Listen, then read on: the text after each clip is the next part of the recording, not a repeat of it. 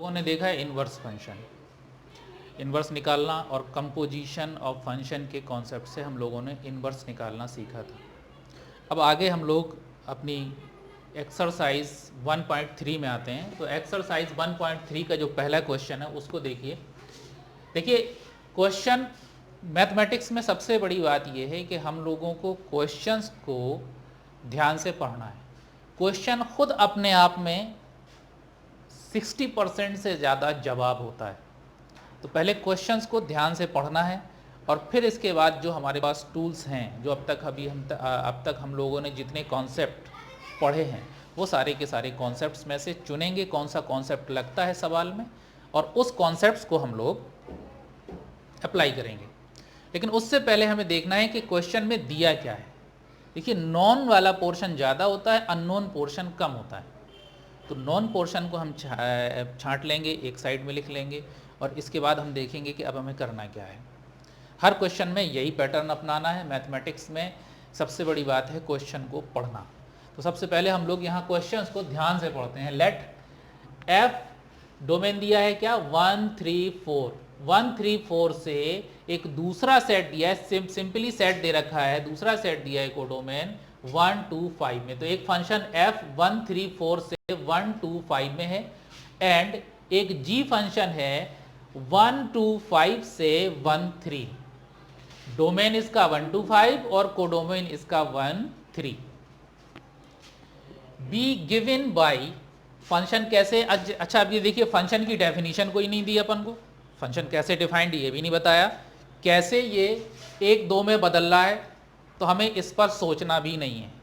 हमको सीधा सीधा डोमेन का एलिमेंट रखा हमने और हमको कोडोमेन का एलिमेंट मिला, बस। तो सवाल में हमें दिया गया है कि f में जब हम लोग 1 रखते हैं तो हमें 2 मिलता है, 3 रखते हैं तो 5 मिलता है, 4 रखते हैं तो 1 मिलता है।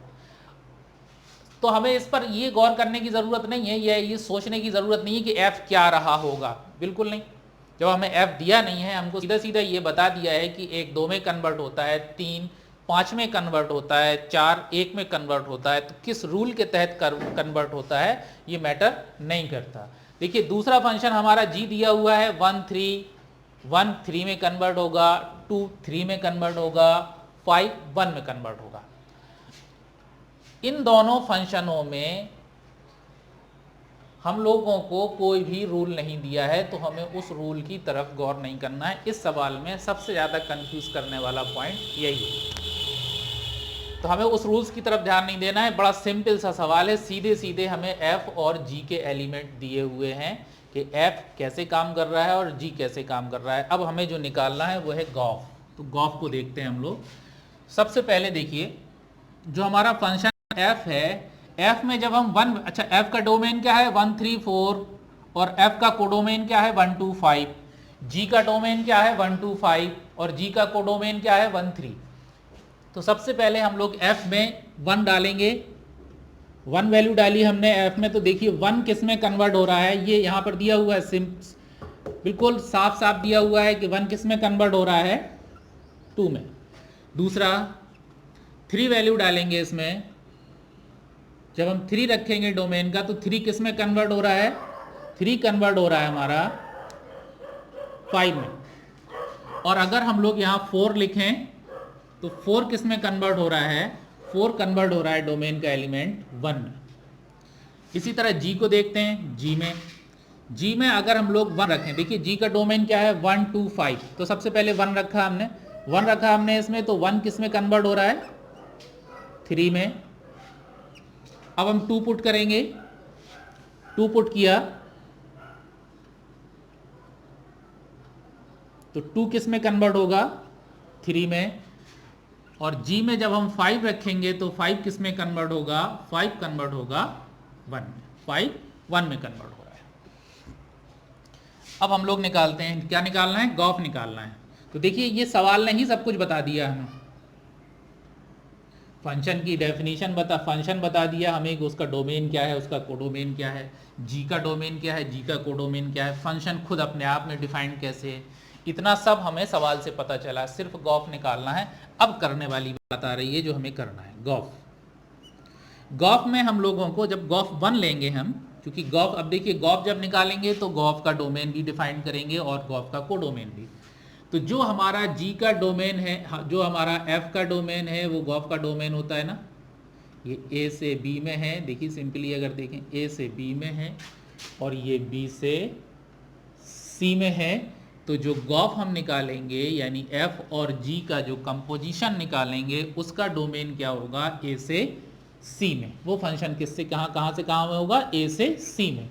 डोमेन ए होगा उसका और कोडोमेन सी होगा। हमने कंपोजिशन ऑफ फंक्शन जब हम लोग एक्सप्लेन कर रहे थे तब हमने इस बात को देखा था। ए एफ का डोमेन, जी का कोडोमेन, ये दोनों आएंगे। तो एफ का डोमेन ए और जी का कोडोमेन सी, ये गॉफ का होगा डोमेन और कोडोमेन। गॉफ हमारा ए से सी में होगा। अब जरा देखते हैं गॉफ को। अच्छा, इसमें गॉफ की डेफिनेशन की भी ज़रूरत नहीं है कि हमें गॉफ के लिए कोई रूल्स की ज़रूरत है, कोई एल्जेब्रिक सिस्टम होगा या कोई लॉगरिथमेटिक सिस्टम होगा या कोई टेक्नोमेट्रिकल सिस्टम, इसकी ज़रूरत ही नहीं है क्योंकि हमें सिंपली वैल्यूज दी हैं। तो F1 रखा। देखिए अब हमें चूँकि यहाँ पर दिखाई दे रहा है कि जो हम ए लिख दिया हमने। अब ज़रा सा यहाँ देखिएगा, अगर हम इसको, ये वास्तव में है क्या हमारे पास, ये वास्तव में ए हमारे पास क्या है, 1 3 4, और ये 1 3 4 से सी में कहाँ है, 1 और 3। अब देखते हैं गॉफ हम लोग निकाल के। तो गॉफ में 1 रखेंगे हम। जब हमने गॉफ में 1 रखा तो ओ को हटाने पर क्या लगाते हैं, ब्रैकेट। ओ को हटाया, ब्रैकेट लगा दिया। अब देखिए F1 क्या बन रहा है, F1 को जरा गौर से देखिए, F1 2 है, तो F1 की जगह क्या आ जाएगा, 2। और 2 देखिए G2 मिला, G2 क्या है हमारा, 3 आ गया। सिंपली गॉफ ऑफ 3, डोमेन का अगला एलिमेंट 3, गॉफ ऑफ 3 इक्वल्स टू, ओ हटाएंगे, ब्रैकेट लगा देंगे, 3 आ गया।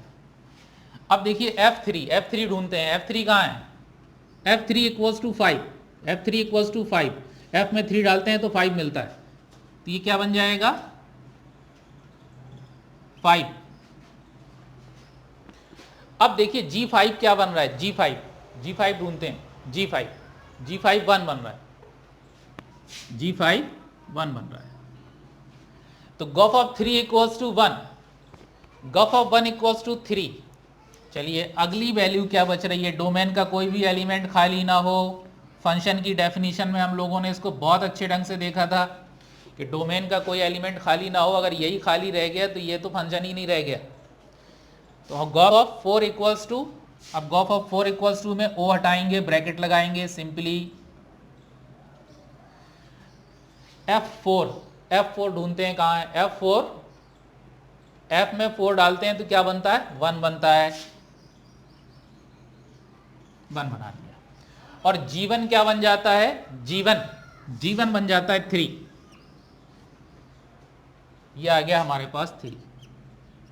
अभी मैंने G1 कहा तो बहुत सारे लोगों के दिमाग में आया होगा जीवन और रावण, नो यहाँ G1 है अपना फंक्शन G1, G में 1 वैल्यू डालेंगे तो 3 मिलेगी।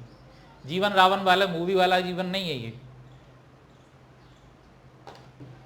हम लोगों ने यहाँ तक कर लिया भाई। अब देखिएगा आगे, अब हमें सिर्फ कंक्लूजन लिखना है और ये सवाल का बहुत इंपॉर्टेंट पार्ट होता है। हमेशा पूरा काम करने के बाद बच्चे इसको भूल जाते हैं, तो कोशिश करिए कि इस पार्ट को बड़ा इंपॉर्टेंस दें आप, और जब एग्जाम में करें तो इसके नीचे एक लाइन ड्रा कर दें।